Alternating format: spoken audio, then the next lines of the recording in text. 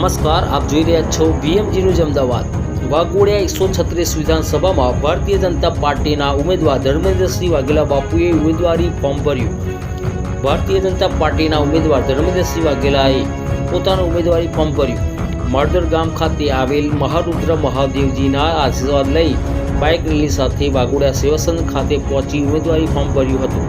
આ ઉમેદવારી પત્ર ભરવા માટે પ્રસ્થાન થઈ રેલીમાં પક્ષના રાજકીય નેતા સહિત મોટી સંખ્યામાં કાર્યકરો સહિત લોકો જોડાયા હતા। રિપોર્ટર શૈલેન્દ્ર પ્રજાપતિ સાથે સંદીપ પટેલ, મારી દેશની ખુશ્બુ, VMG ન્યૂઝ વાઘોડિયા।